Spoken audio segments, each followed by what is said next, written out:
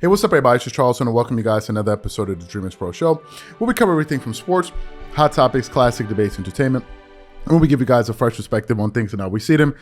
And boy, oh boy, we got some drama for you guys here today. So before we get into the video, make sure you go ahead and like the video and subscribe to the channel. Now, as y'all know, the recent big news that came out of the NBA over the last 24 hours was that Kevin Durant made it public and he rescinded his trade request to be traded from the Brooklyn Nets.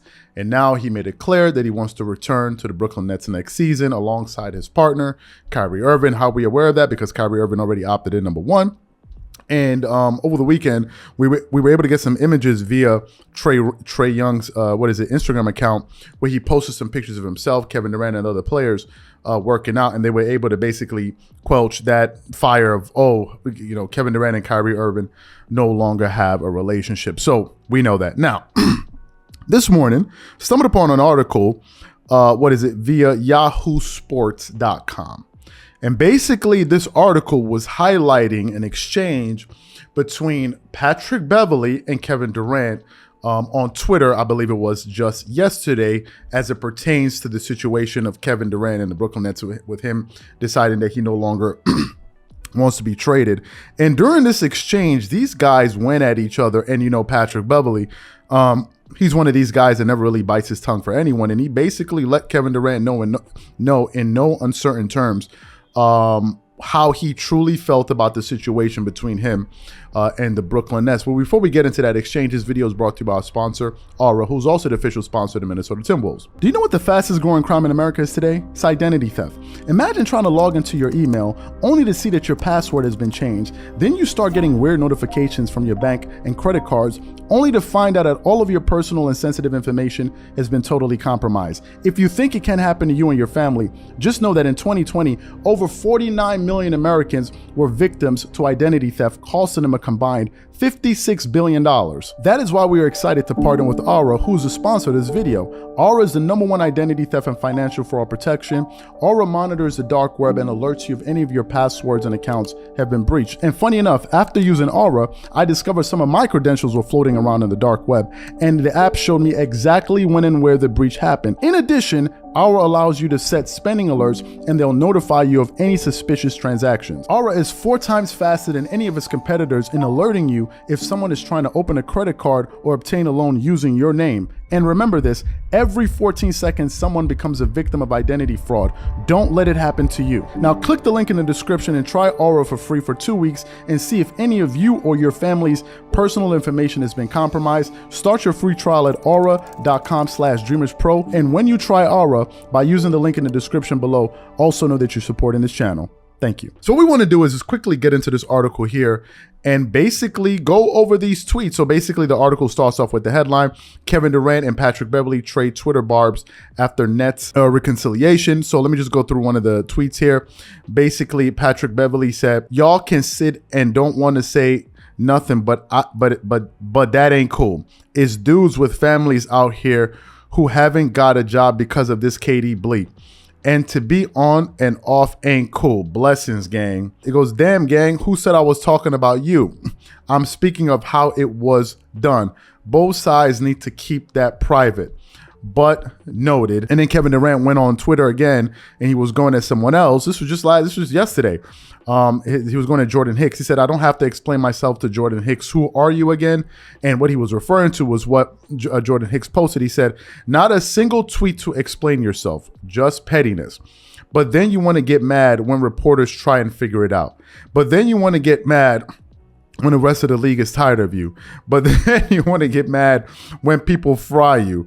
I defended you before, but you are really soft." Katie then said, "A lot of men out here doing anything to be exposed to the rest of the world. It's insane how much you want to be seen." So you heard the back and forth between Patrick Beverly and Kevin Durant, and also you heard some of the things that Katie had to say to Jordan Hicks. So here are my thoughts about the situation here. I sincerely wish that Kevin Durant didn't pay attention to what people had to say about him. It seems as if KD struggles with blocking out the outside noise. Now, I understand that Kevin Durant is in a very unique position because there's only one Kevin Durant in the world. You're playing in professional sports, and sports fans always have a lot to say about their favorite players. So I understand that. So you constantly have a stream of comments about you all the time. And if you're someone that maybe is on social media, it's going to be hard for you to not notice what people are saying about you. But in the case of Kevin Durant, if I compare him to his peers, the other guys in the NBA, you seldom see other people constantly responding to things that people are saying about him. Some guys say stuff here and there, but KD's always on alert. He's always looking out for what these guys are saying. And sometimes, if I'm being honest with you, I just wish that he wouldn't respond to it. If I'm being honest with you, I just wish he would just kind of internalize it, understand that people are going to have opinions, and just let it go. That's the one thing. The other thing that seems to surprise me, it seems that, and I could be totally wrong, by the way, it seems that KD has an issue with people having an opinion about him. And if you're Kevin Durant, as you said, you're Kevin Durant, you're Kevin freaking Durant. Right? You're in that position. So obviously people are going to have opinions about you. It just comes with the territory. But in some cases, I just wish that KD will leave it alone. The second thing I think about this is this. The Brooklyn Nets are not out of the woods yet. They're just not out of the woods. The fact of the matter is this. The Brooklyn Nets are fresh off of being eliminated in 4 games in the first round against the Boston Celtics. The same team that Giannis Antetokounmpo, without Chris Middleton, was able to take to a Game 7. The Brooklyn Nets did not end their season in a nice way, right? It was an embarrassing loss.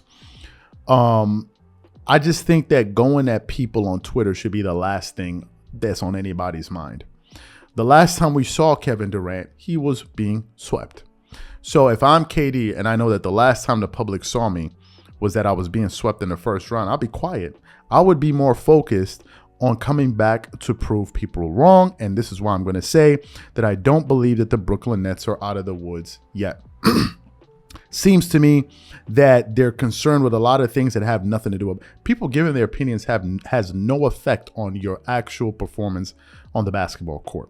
I'm still waiting to see who's going to be the leader for the Brooklyn Nets because as of now, it remains unclear. Now, obviously, Joe Tsai was able to grab the bull by the horn by basically staring down KD and basically telling him, no, you're not going to run the ship here.